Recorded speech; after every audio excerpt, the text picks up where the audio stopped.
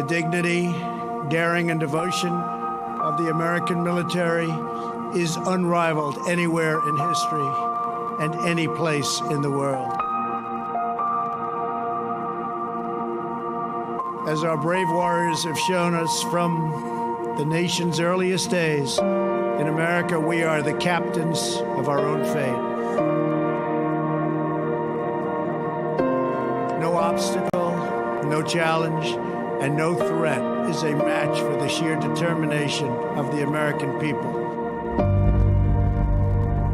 For as long as our flag flies in the sky above, the names of these fallen warriors will be woven into its threads.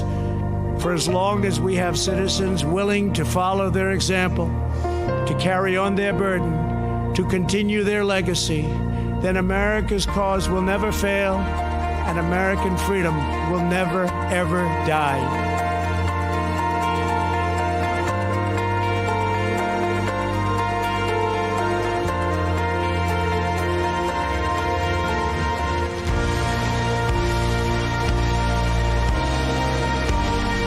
Today we honor the heroes we have lost. We pray for the loved ones they left behind. And with God as our witness, we solemnly vow to protect, preserve, and cherish this land they gave their last breath to defend, and to defend so proudly.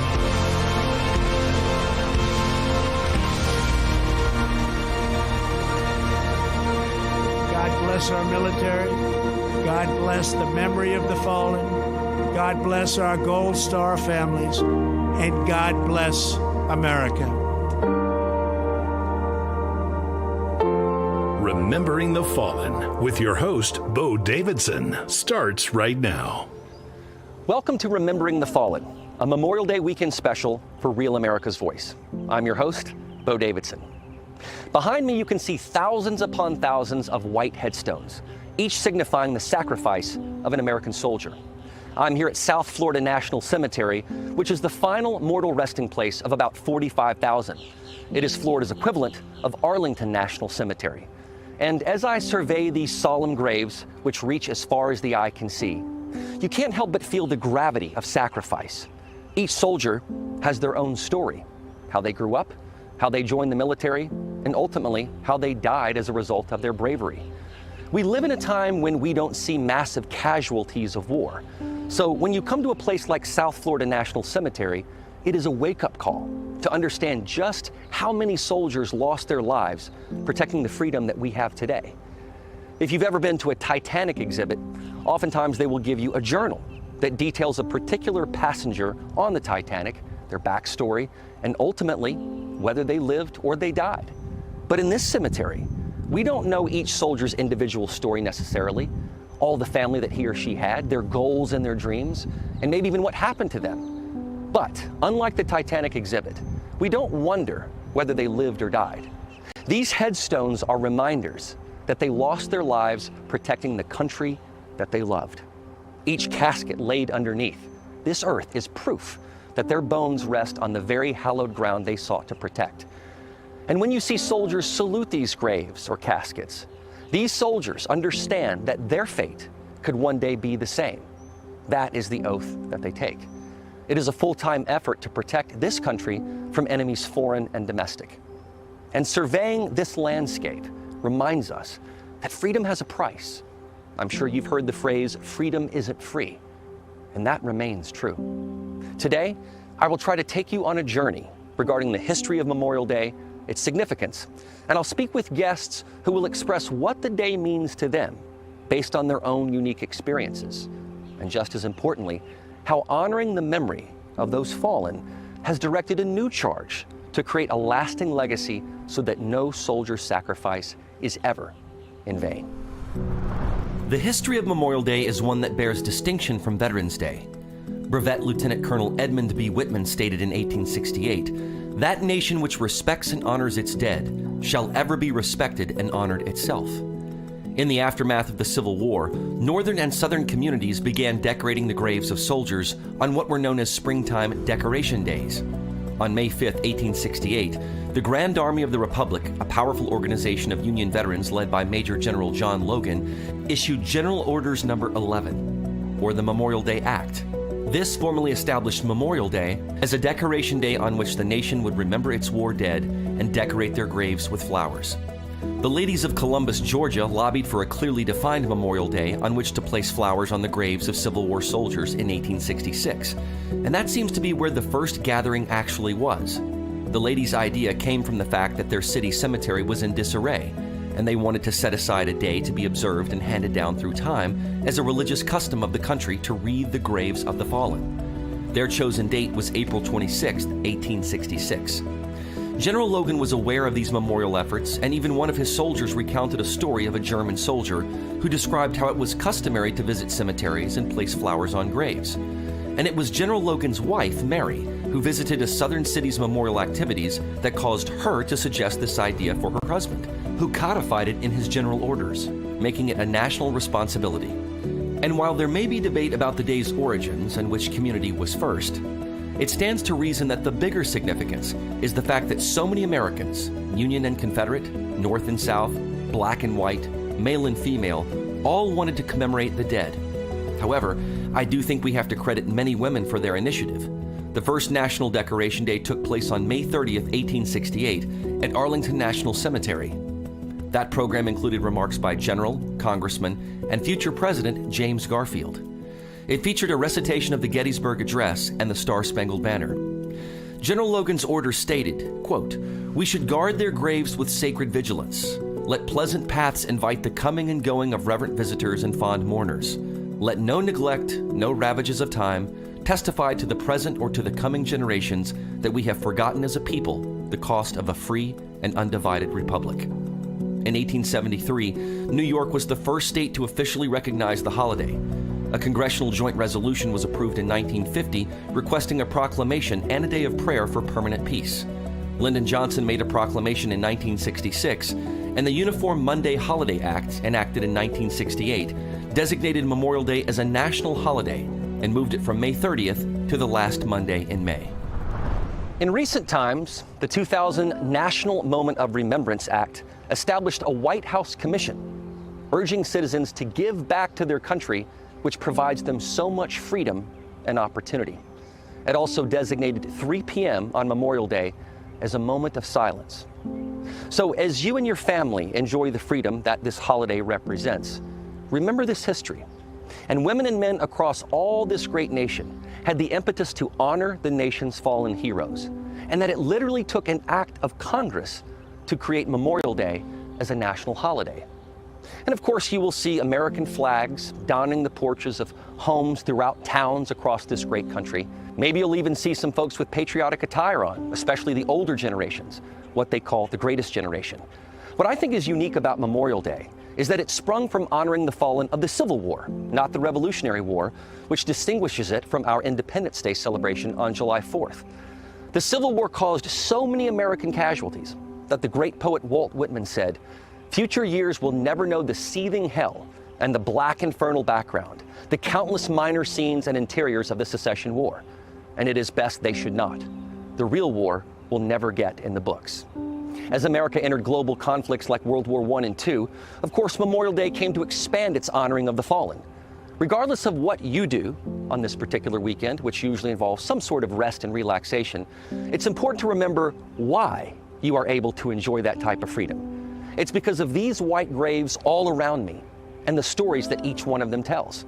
Take the story of Corporal Dwayne Edgar Dewey. Born on November 16, 1931 in Grand Rapids, Michigan, Dewey enlisted with the U.S. Marine Corps Reserve and embarked to Korea in 1951. Corporal Dewey was awarded the Medal of Honor for his actions on April 16, 1952, while serving as a gunner in a machine gun platoon of Company E, 2nd Battalion, 5th Marines, 1st Marine Division, in action against enemy forces near Panmunjom. When an enemy grenade landed close to his position while he and his assistant gunner were receiving medical attention for their wounds during a fierce night attack by numerically superior hostile forces, Dewey, although suffering intense pain, immediately pulled the corpsman to the ground and, shouting a warning to other Marines around him, covered the grenade with his body. He absorbed the full force of the explosion to save his comrades from possible injury or death. Corporal Dewey died on October 11, 2021. Or take the story of Chris Hickson. Hickson enlisted in the Navy in 1987 and went on to retire as a naval officer. He also went on to serve as athletics director and a wrestling coach at Marjorie Stoneman Douglas High School in Parkland, Florida. Many of you will recall the tragic events that happened in 2018 at this high school, in which a tragic shooting took place. Hickson ran towards the gunfire to protect students' lives, and he was one of the 17 that perished that day. Each story has a chapter in America's history, and also a legacy that involves you and me, because we are both descendants of these soldiers and also grateful recipients of their sacrifice. America's story is an unfolding libretto, but one thing remains constant. It stands for something. That something is liberty. And it's also our greatest export, because other parts of the world now benefit from the sacrifice America has made. No person died in vain. Each sacrifice made the world a better place. Come along with me on this American journey.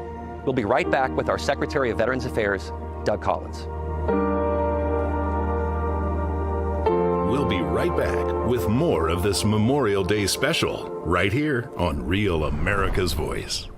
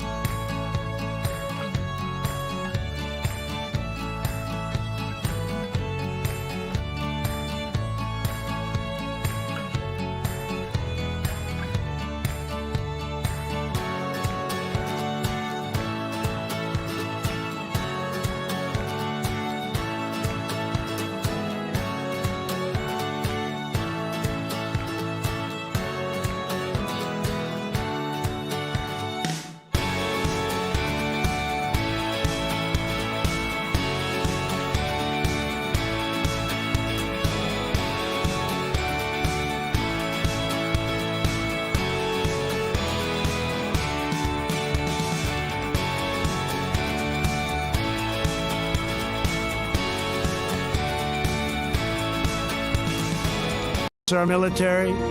God bless the memory of the fallen. God bless our Gold Star families. And God bless America.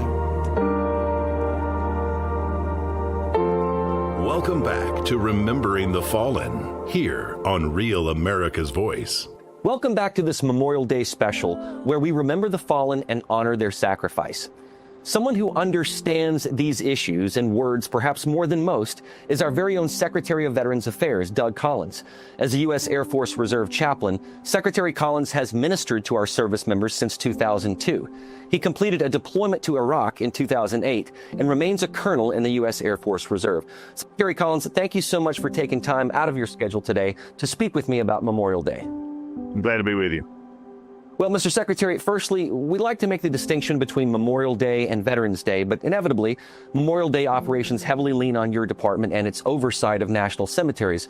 First of all, Mr. Secretary, what does Memorial Day mean to you personally?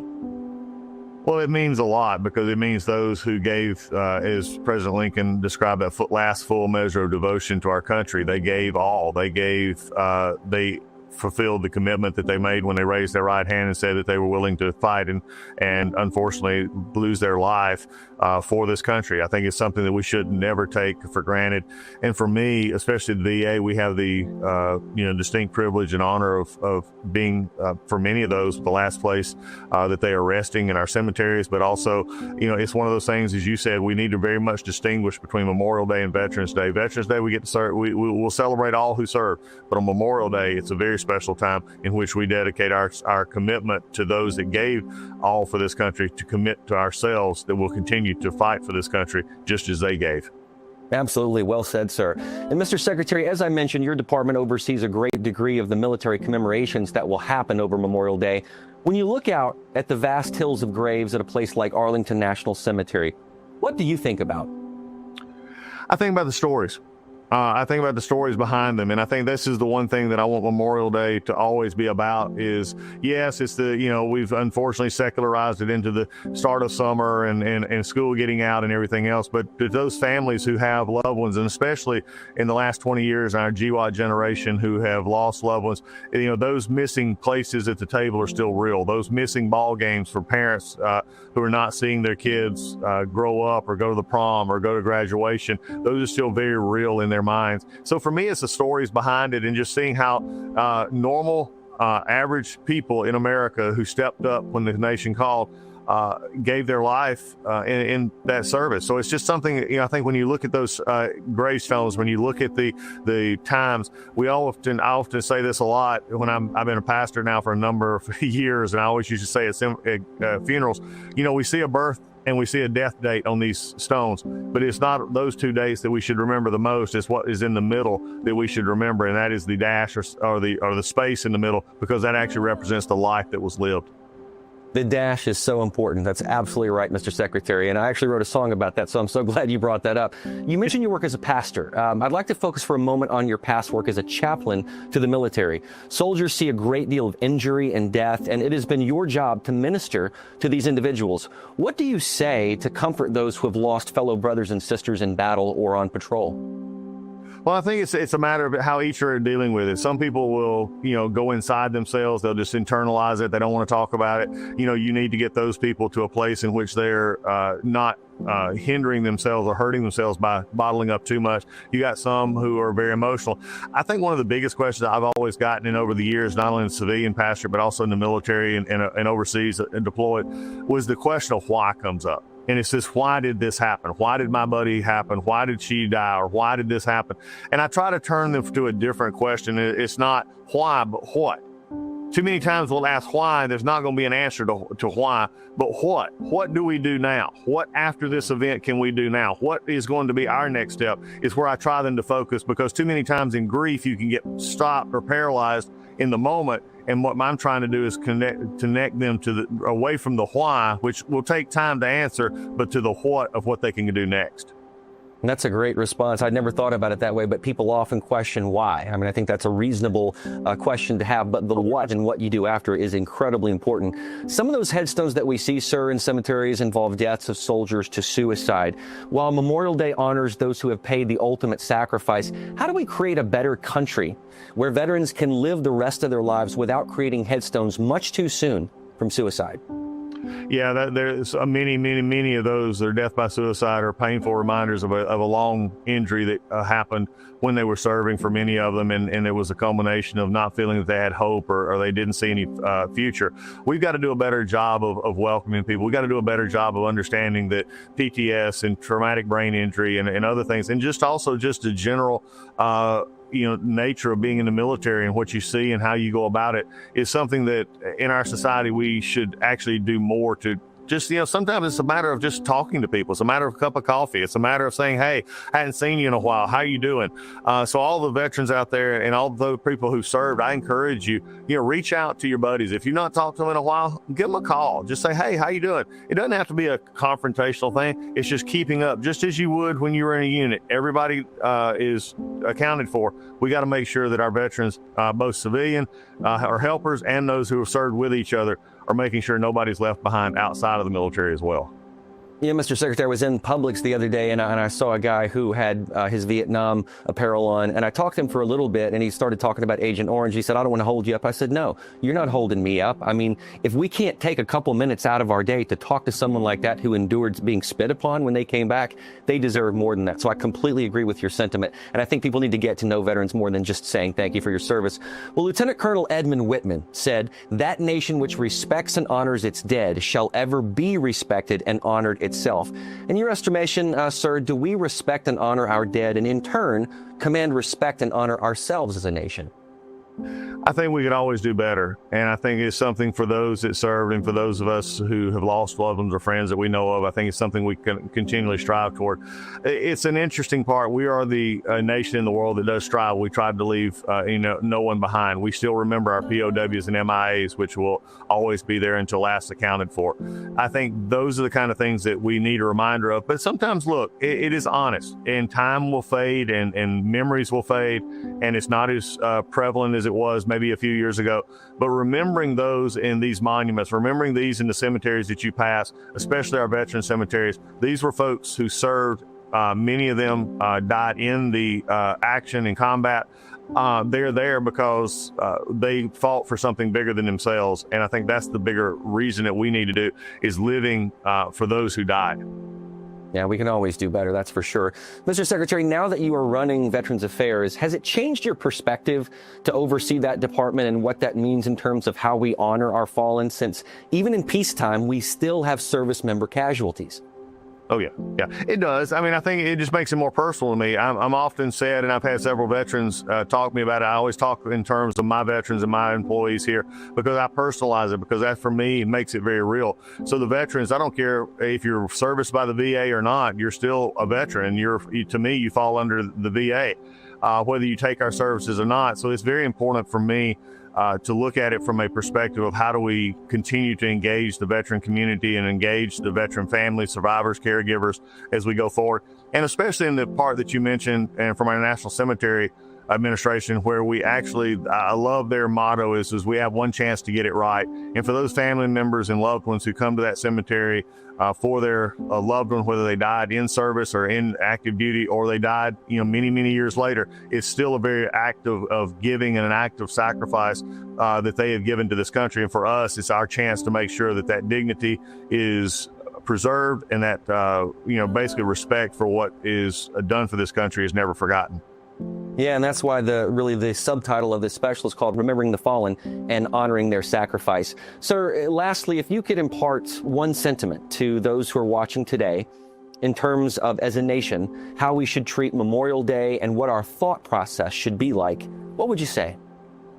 For every freedom you have, Memorial Day symbolizes the sacrifice that some gave for you to have that freedom here in this country. Well said. Well, Secretary Doug Collins, thank you so much for taking time out of your day. We appreciate your service. We appreciate your continued service as a chaplain and, of course, now as Secretary of Veterans Affairs. Thank you so much, sir. Thank you. Take care. We'll be right back. We'll be right back with more of this Memorial Day special right here on Real America's Voice.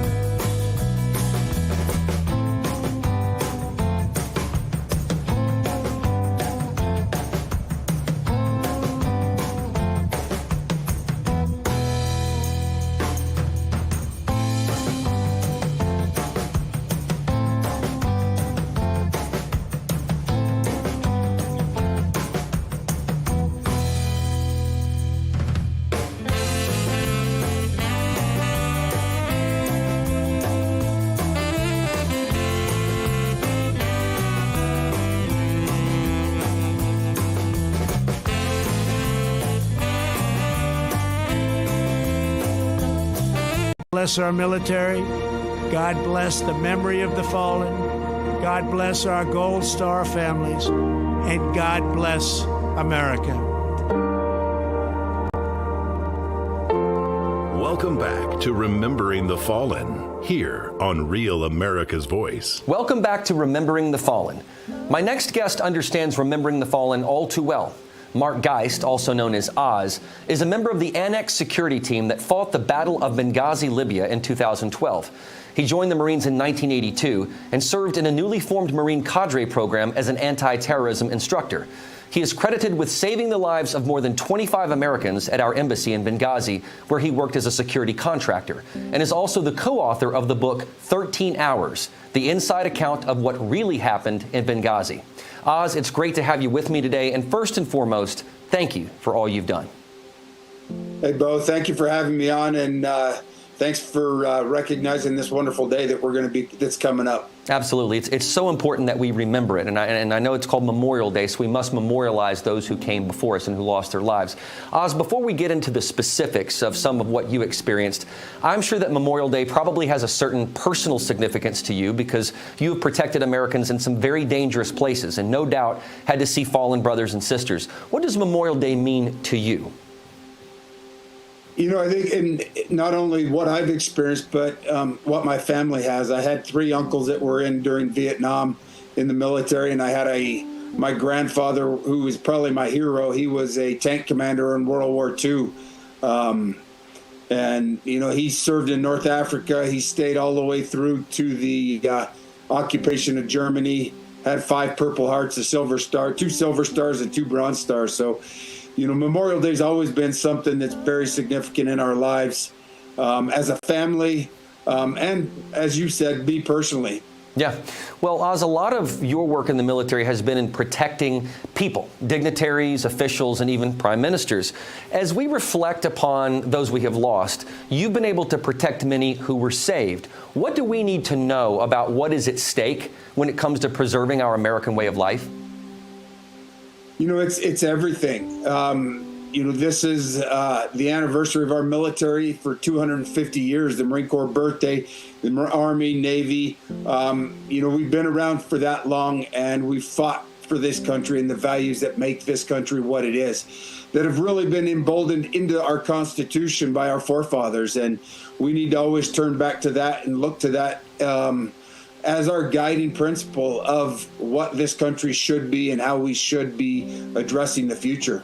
You know, it's so important, I think, you, especially coming from a military family, that generation that's new understands those values you're talking about that are embedded in our Constitution: honor, service, duty, glory. I think those are all things that we have to remember or else we'll lose them.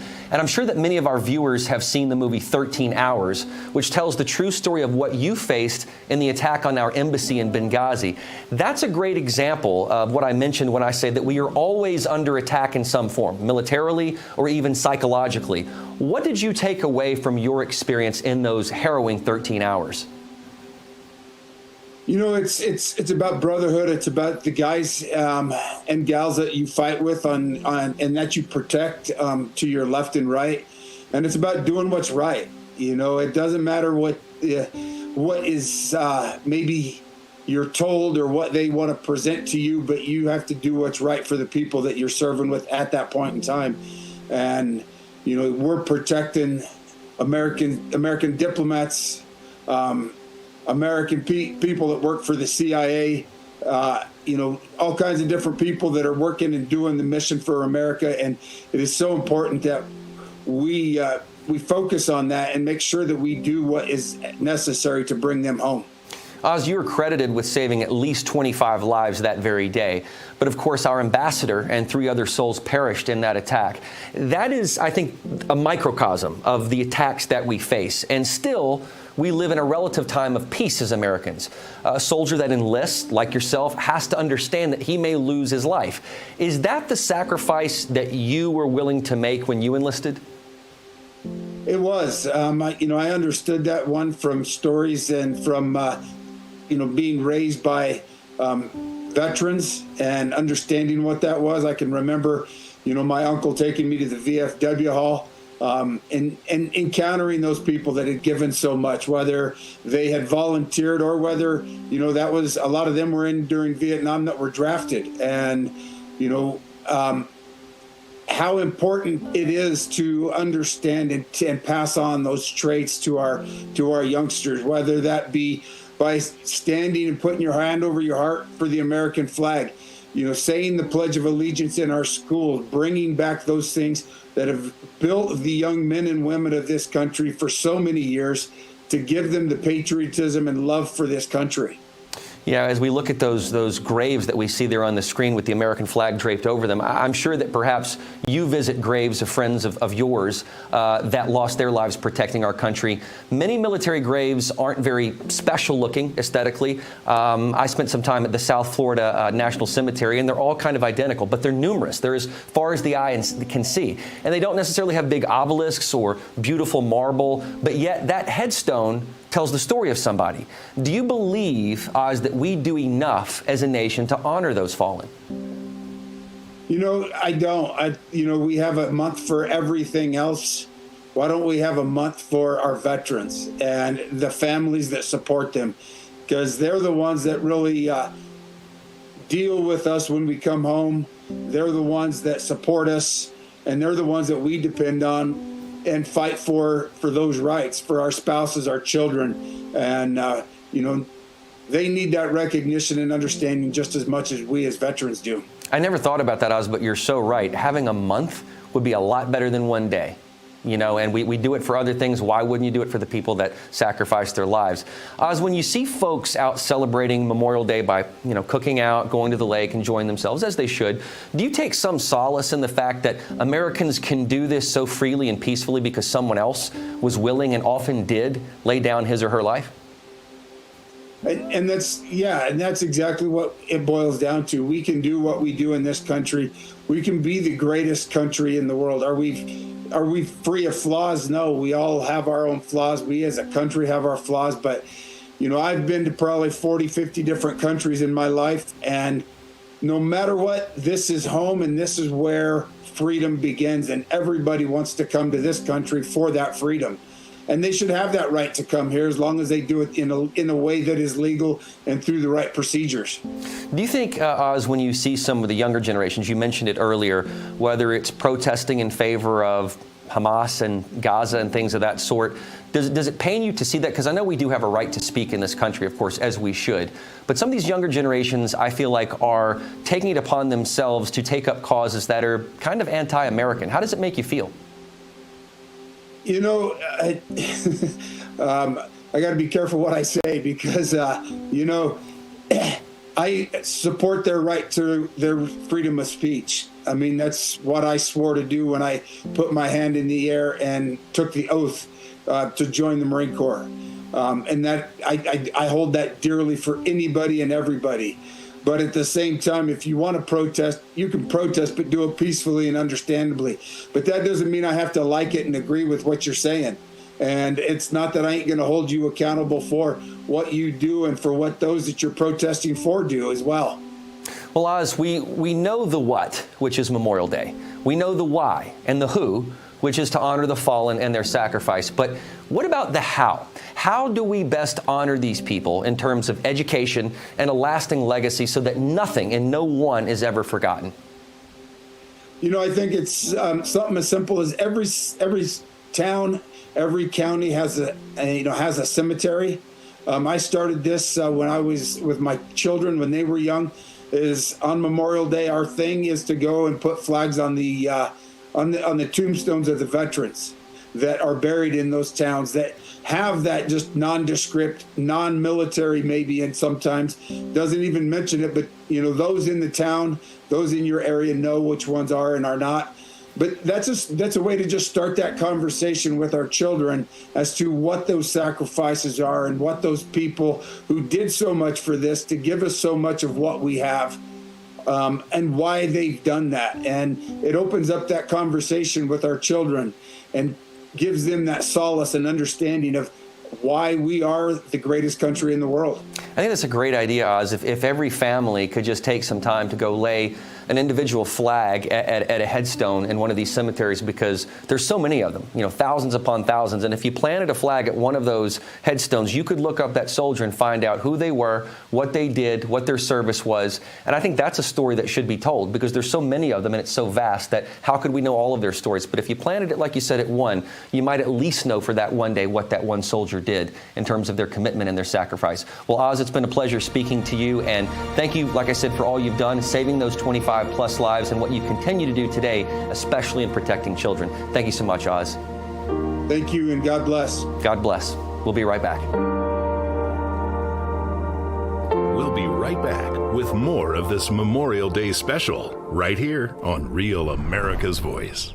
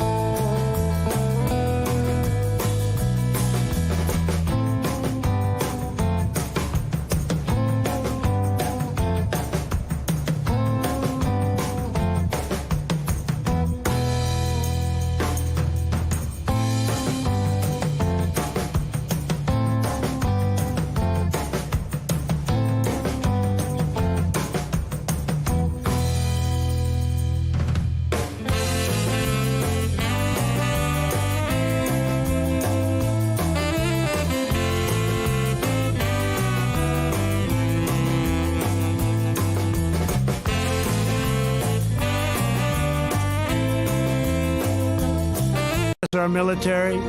God bless the memory of the fallen. God bless our Gold Star families. And God bless America. Welcome back to Remembering the Fallen here on Real America's Voice. And welcome back to this Memorial Day special as we remember the tremendous sacrifice of our service members. One way that the military has honored those who have been killed or wounded in battle is the Purple Heart. The distinction was originally created by then General George Washington. It was all but forgotten until the 20th century when it was revived to honor the great general. So this medal is given to those wounded, killed, or who have died as a result of enemy conflict. Two Purple Heart recipients realized that their injuries had unique challenges. So in 2008, John Galina and Dale Beatty created Purple Heart homes, designed to meet the needs of those who had been severely injured in battle. Dale and John's Humvee was hit by an anti-tank mine in 2004 in Iraq, leaving Dale a double amputee. And he passed away in 2018 at the young age of 39. I'm joined now by the Purple Heart Homes co-founder John Galina, who has turned service and injury into a major philanthropic charge. John, thank you so much for being with me. Well, it's great to be joining you here today, and just thank you for what you're doing to recognize those that have served and sacrificed for our nation and our freedoms. Well, to be honest, John, the thanks actually goes to you and Dale. And, Memorial Day has to have a special significance for you because in losing your fellow soldier and Purple Heart Homes co-founder Dale Beatty, his legacy and memory must carry a unique value to a day like Memorial Day. Speak to that if you would.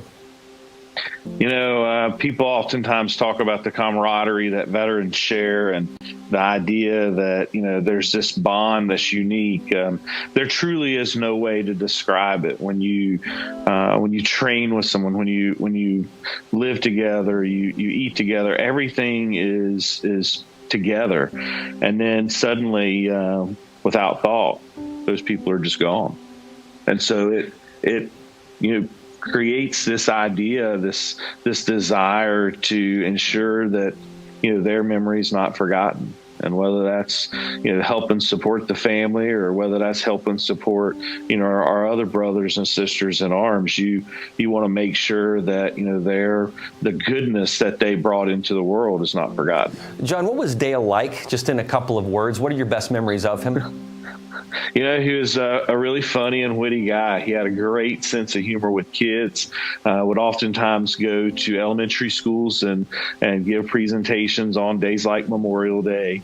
And, inevitably a kid's going to ask, hey, did you lose your feet when you lost your legs, or, silly questions. And Dale would be like, yeah, but it's okay because now I don't have to clip my toenails. And, always get a great laugh. And he's just such a good-hearted person. Well, it's remarkable to me, John, that although you served your country valiantly, you were injured. And rather than letting that injury depress you and impair you, it inspired you to create change for a new generation of soldiers. Explain the difficulties that you and Dale had that led to the creation of Purple Heart Homes. I think it's really interesting because when you come home from combat, you have a different worldview. You've changed in a way that makes you have this desire to do something good, or to hole up and just go away and not be seen, or not engage with society. And you want to, in that doing good, you want to be able to help people that have meaning and value and connection to you. And that's that veteran community. And we saw how our community stepped up to help Dale. We saw how the Vietnam generation was standing up to make sure that we were not left behind as they were. And in the process, we decided we wanted to create an organization that would provide housing support so that the veterans that fought for freedom could actually experience freedom. Absolutely. That's very, very heartfelt and to the point. I understand that one of your programs is called Veterans Aging in Place, and it created a wheelchair ramp for a Vietnam veteran named George Kelly, who eventually passed away in his home, but his family sent you his prosthetic leg as a thank you, which you have now repurposed into a lamp at the Purple Heart Homes headquarters. Tell me about that and some memories of George. George, what a character. Just like Dale, very witty, very humble. George, Vietnam veteran, had contracted Agent Orange, and in the process, in his later years of life, he ended up losing his leg due to complications from the Agent Orange and type 2 diabetes, and it's a an automatic type of condition for many of our Vietnam vets. And they lost more limbs in Iraq than Iraq and Afghanistan combined in 2005. Vietnam veterans are still suffering. And so our program puts those veterans up front. And George's family contacted us and said, hey, our dad can't leave the hospital until he has a wheelchair ramp. Mm-hmm. Is there any way y'all can help? And so we jumped to the truck and went down and built a wheelchair ramp for George. He came home from the hospital the next day, and I was there to meet him. And in the process, he just said, I just want to come home. It's all I want. I just want to be at home. Mm-hmm. And unfortunately, a few months later, George passed away, and his family had reached out to me and told me thank you. But one day in the mail, I opened up a package, and it's a nice little card talking about what it meant for their dad to be able to pass away in his home, not in the hospital, to be in his home, surrounded by family. And with that, they wanted to give me a token that, I could remember George by. And so I dig into the package some more, and there's a prosthetic leg. And after years of talking about it and showing it to people, it become a cherished memory. And so we've now turned it into a leg lamp that sits in my office. Well, I tried to find a picture of this lamp, but all I found was the one from Christmas Story. So I've got to see a picture of this. I think it's got to be something remarkable and a great memory of George. Well, John, something that not many people think about are the families of service members who were killed or seriously injured in battle. You've also established an endowed scholarship for residents of North Carolina that I'd love to know more about. Yeah, a young lady, this is a great example of how anybody can get involved in support. You don't have to be a veteran. right? You don't have to be wealthy. You don't have to be an adult. You can be a young Girl Scout or a young Boy Scout, or just an elementary school that wants to somehow get engaged and write thank you cards to veterans. There's all types of ways to be involved. And Katie Bates, a young Girl Scout who was going for her final award, in the process, decided that she wanted to do something to help the families of veterans. And the way that she wanted to do that was to be able to have a housing scholarship to support the family members, the children of veterans, to be able to have, safe housing while they are going to college. And so it's an annual scholarship that we award each year. And we encourage people to go to our website where they can learn more about it. But Katie raised over $50,000 to create the endowment. Wow. And she is a shining light of an example for what we can all do to contribute and chip in. Just got to set our minds to it. And that's paying it forward. And, John, another thing that we do talk about from time to time is veteran suicide, which is a very real and tragic problem. Tell me about what you've done with Hearts of Healing that addresses the home needs of the families that are left behind with this struggle. Well, it's really a two-part issue, Beau. It's the part of removing the stressors in the veterans' lives and their families' lives that will hopefully help prevent the thoughts of suicide, right? So we work on that side with the veterans every day to make their homes safe and accessible, to remove the stress and the worry of a leaky roof, to be able to ensure that they have dignity and they can access their bathroom and their front door without anything stopping them, but they can do it on their own. And so that's really the first part. The project that you're referring to, Hearts of Healing, is a project in Virginia where a young family was discovered and shared with us.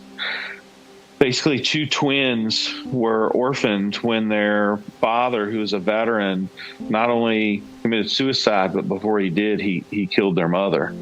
And the aunt, the mom's sister, took the two kids in, and along with her family, two children, her spouse, and then their mother, also living in a 3-bedroom house. And so we're in the process of putting an addition on their home in order that they can have adequate space to raise their now enlarged family.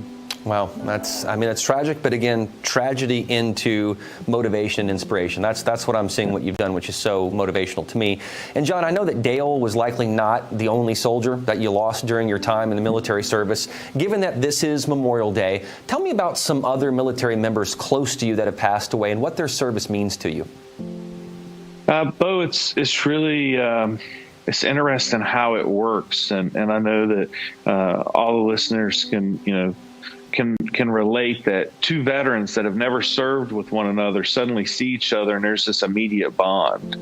Well, on the battlefield, it happens the same way. You're not always with, the same team on the battlefields. There's lots of teams on the battlefield and you sometimes interact with them.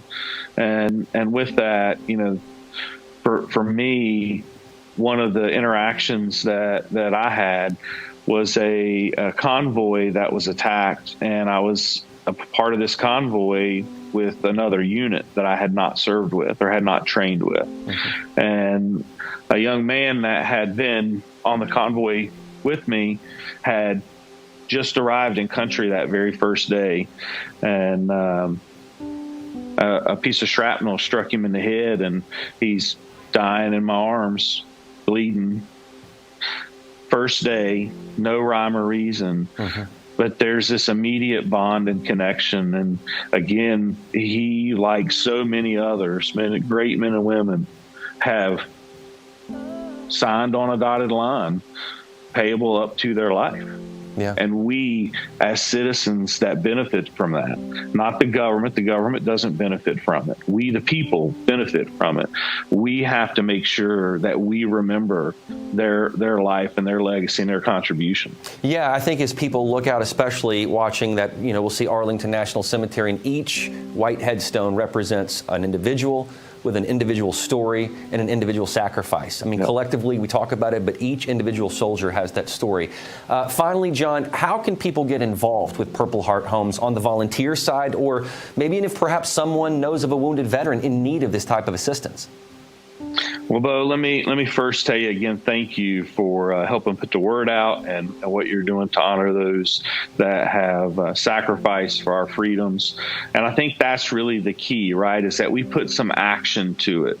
And that the best way that we can honor those that have sacrificed is ensure that those that served alongside them that returned home are able to enjoy some of those freedoms that they fought for. And that starts with freedom of movement within your home and safe access within your home. And people can check out our website. There's lots of ways to volunteer, to host a fundraiser, to support a project, to start a chapter, to lead a chapter in your community. And so we encourage people to just simply find a way to get involved. It's not about John. It's not about Purple Heart Homes. We're merely a conduit to connect the veteran community with the rest of their community, with the civilians in that community. And we're all connected in some way. We just have to sit down and give thought to it. Yeah, well, I like the fact that you said that young, old, woman, man, Boy Scout, Girl Scout, doesn't really matter. Veteran, non-veteran can get involved. So I encourage people out there that are watching to go to Purple Heart Homes, to go to their website and find out more about them, find more about John and Dale's story.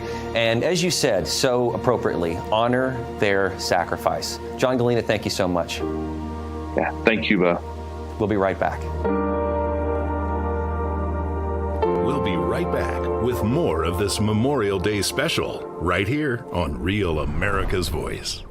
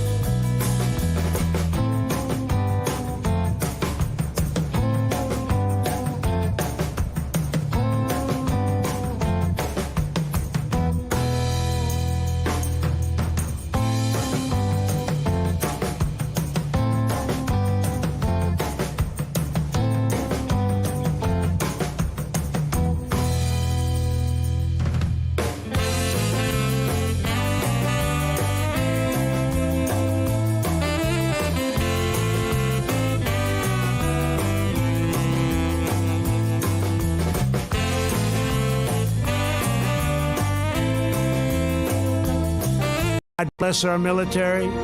God bless the memory of the fallen. God bless our Gold Star families. And God bless America.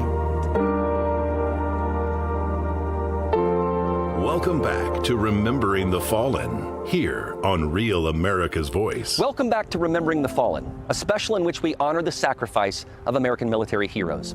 As you saw in the last segment, the Purple Heart is a badge of merit that distinguishes those soldiers who were severely wounded in action, killed in action, or died from mortal wounds.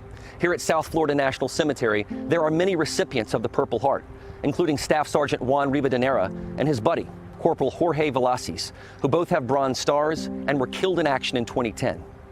As I mentioned, Memorial Day was created to honor those who have paid the ultimate sacrifice. And oftentimes, families find out that their now deceased grandfather or great-grandfather was awarded a Purple Heart. And it reveals a piece of history about that soldier. It's part of their story, and indeed part of America's story. I recently met a man at a local grocery store who wore his Vietnam hat proudly, and he told me that he was a medic and saw all kinds of death and destruction. He also told me he was spit on when he came back home. And to me, no matter how you feel about war as a whole, those who put their lives on the line deserve our honor, admiration, and respect, never our spite or to be shamed. I thought about that because no doubt he lost many friends while trying to help his wounded brothers in Vietnam. Every Medal of Merit tells a story. Minot J. Savage once said, "The brave die never. Though they sleep in dust, their courage nerves 1,000 living men." And Thomas Campbell said, "The patriot's blood is the seed of freedom's tree." To close out this special, I want to leave you with my song, Heart of Purple and Gold. In the song, the lyrics say, "He fought for his country to keep it proud and free. And if it weren't for his service, there would be no you or me. Every time I tell his story, it just never grows old." This Memorial Day, let's memorialize these soldiers. Let's tell their stories. Let's honor, respect, and revere them. Because if it weren't for their service, there would be no you or me. Remember the fallen and honor their sacrifice.